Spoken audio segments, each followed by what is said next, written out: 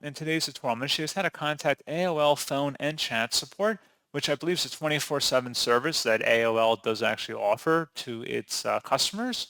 So this should hopefully be a pretty straightforward process, guys. And without further ado, let's go ahead and jump straight into it.